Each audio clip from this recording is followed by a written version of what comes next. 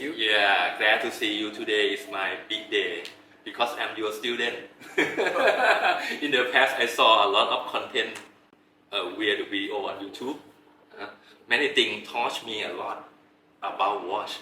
I'm glad somebody watched them. Yeah. So today you here in Bangkok, and we are in the boutique of Prongpang in Central Embassy. Yes. So I take a chance to do interview with you. I'm glad that we can chat for a little bit. Yeah. The first question, Jeff, can you tell us about how your passion about watch began, and what is the first serious watch that you acquired in the past? But I didn't start off being interested in watches at all, actually. I did get one very good watch when I was doing most of my flying.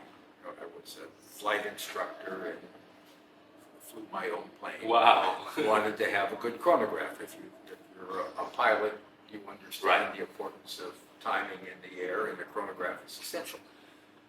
But went on vacation with friends. My friend was a passionate watch collector. Loved watches. Our wives wanted to go out and go clothes shopping, and we wanted nothing to do with that. So we went around and looked at watches in watch shops.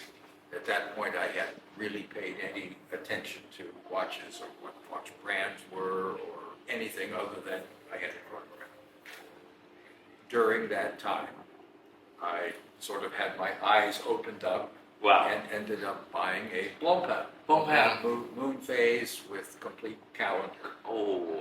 This is many years ago when the watches were quite small in size. Maybe 90s, something. Yeah, something like that. Yeah. The small 34 millimeter 34 size. full calendar with moon phase. Right. And then thought, well, I'll see a little bit more about this watch stuff. Went on the internet. Time Zone was barely born at that point. We had none of the social media, not the internet ways in which people would share ideas and talk at that point. Except Time Zone. That was the only one, and that was more of the bulletin board style of a website. But there was a lot there, and I got interested, started reading more, met some people who were very passionate, knowledgeable about watches. And one thing leads to another, you meet more people, and so it blossomed from there. Yeah, I think a lot of Thai collectors also joined the Time Zone at that time. I think so. I think it actually was formed in Singapore in the beginning, and then the ownership moved to the United States. And Time Zone was very strong, and it was a very strong, in fact, the first real community of Time Zone was in the San Francisco Bay Area.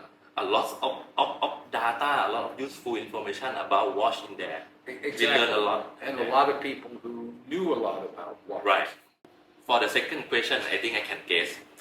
Are there any complication or the function that you prefer, or it reflect on yourself? Well, in the beginning, really, it had to be a chronograph. Right.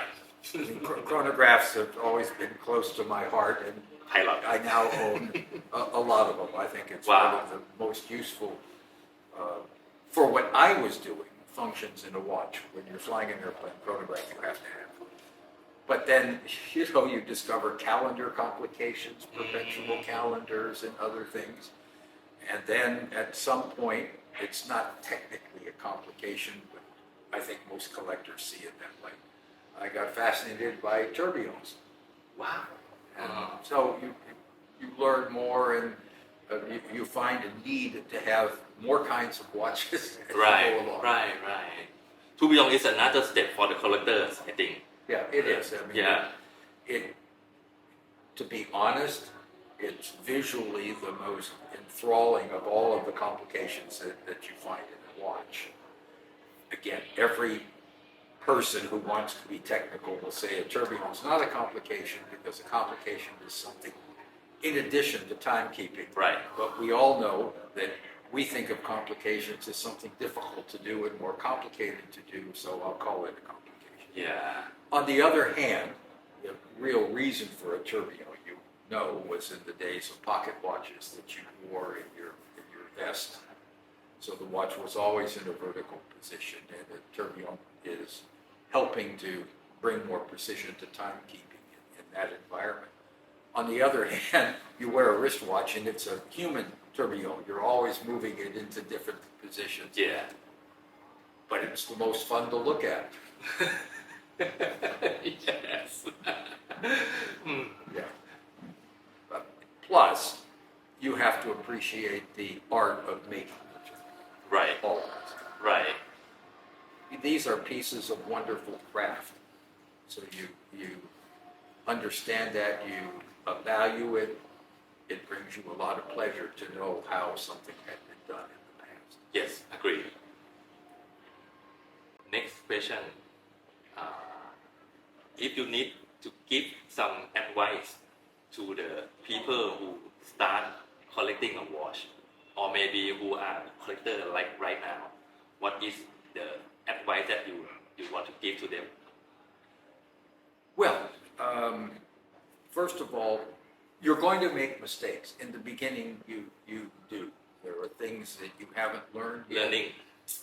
You sometimes fall victim to a trend that really doesn't Right, make any right. sense. As you get further into it, you will wake up one day and look at a watch and say, what was I thinking? Why did I buy that? I was really stupid. Over time, then you become wiser, you learn more. So the more you can learn, the better off you are. Yeah. For sure. There's no question about that. The thing that I caution is that these days, we've taken a step backwards in many ways. I think in the days of the old time zone, the information that was on time zone was actually pretty well done, pretty accurate. And you had people like Walter Detz, who was a genius at what he taught himself about watchmaking. It's a real experience. It's a real thing. Yeah, and what you would read that he had created was fabulous, one of the best possible sources. Today, there are many more outlets, many more things to see. Unfortunately, an awful lot of them aren't very good and not very reliable. So you have to become a student of decoding what is right, what makes sense, what you can validate, and what is garbage. So keep your wits about you. Right. I think is the best advice I can give. The other thing is, the more people you talk to, you will soon find people whose opinions you value and who have studied more than you have. And find those people, and you'll learn a lot. You'll make fewer mistakes. Yeah. And you'll be better for it. Besides that, there's a lot of things that I'll call fashion statements that aren't really about the value of a watch. Right. Second, you have the herd mentality, which is somehow something gets rolling and a lot of people start talking about it, but when you look at what they're talking about, it doesn't make any sense. Right. That's going on now. Yeah. Many reviewers I see just saw the good point, never see the bad point right now. Exactly. And the people who are giving you all of those things, will disappear when everything goes wrong. So. Okay, next question is how do you see maybe in the near future of the watch, the mechanical watch industry, or the trend of the mechanical watch? Well, first of all, we all know, and this part is here to stay, mechanical watches are pieces of art and craft. They connect you to a wonderful era when they really represented the very boundary and limits of human achievement. We were creating incredibly precise machines capable of doing things basically unimaginable when you think about it. So that romance from all of that remains, and it's vibrant today, and it will remain vibrant for a very long time. When the Apple Watches first came out and people were predicting the end of the wonderful mechanical watch era, they couldn't have been more wrong. Yeah. I think what you find today is that there are watch clubs that are formed within the biggest tech companies in the world, and the people in those clubs love mechanical watches more than anybody else. So that says a lot about how things are going to endure. Agree. So I think we're fine. This is a golden age of watchmaking. We have more choices of well-made, wonderfully finished watches today than have ever existed in human history. That's not going to change. That's here. It's here to stay. The things that we love about watches today will be things that people in the future will love. The most encouraging thing, if you're in the watch business, would be seeing the number of young people and younger people who are coming in and discovering watches. It was, again, a wrong prediction when they said, oh, we have a whole generation that gets time from the phones, from the car, from the toaster oven, and every other appliance that you own, so nobody will need a watch. Well, more than ever, people who've grown up that way have discovered they really want a watch. Yeah. I believe it. Yes. Yeah. So I think that's all good for the future. Yeah. Is there any grail watch that you still pursuing? Oh my goodness. I mean, I have a nice watch collection right now, so I'm very happy with it. Of course, things come along, and the human mind is incredible in its ability to rationalize the need for yet another watch. Right? Yeah. You always have Another new watch watch. that you have to have. So I'm very much a victim of that. Me too. Me too. Being that way. So, is there one that's the grail? No, not really. Grail not really, but need another But one new. I have to have, yes. I mean, that's there. Okay. Okay. What you're wearing today? We have to do some recheck Okay, together. we have to do the wrist shot, you know, or watch executives always do this. Right? Yeah.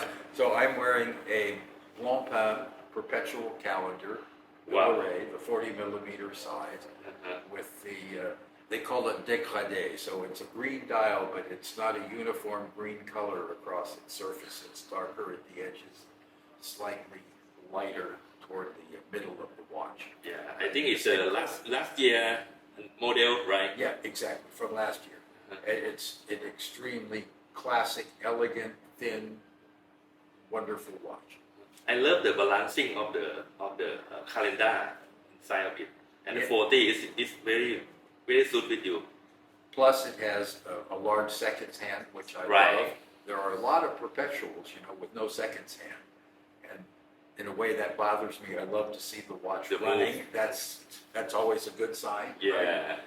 And this has the one thing you don't see in the camera, which is it has correctors under the watch.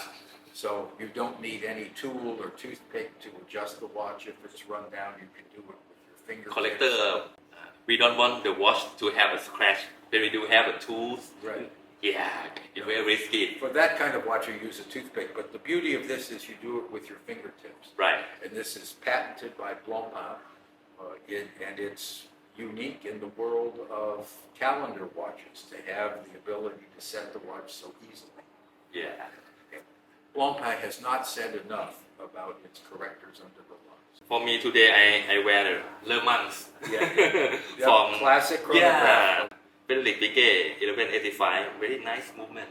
Yeah. It is actually, it wasn't the first vertical clutch ever made. Right. But it was the best vertical clutch made. I like it because it's thin.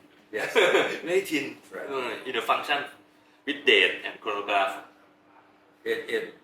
People need to understand how ingenious the vertical clutch is and what it brings to chronographs, because it is perfect in its starting and stopping. You never have a jump, ever. The movement of the seconds hand is always uniform. With horizontal clutches, it can flutter sometimes. Plus, with the horizontal design, you're always told, don't run the chronograph constantly. Right. With a vertical clutch, run it as much as you want. It's a great evolution in chronograph. with the time and the chronograph is stable together, right? Yes, exactly. It has almost no effect on the regular running of the watch, Okay. which is again a big plus. Yeah. So thank you, Okay, Jeff, well, today. nice meeting you. Me too. Okay, thank hope, you. hope to see you next time.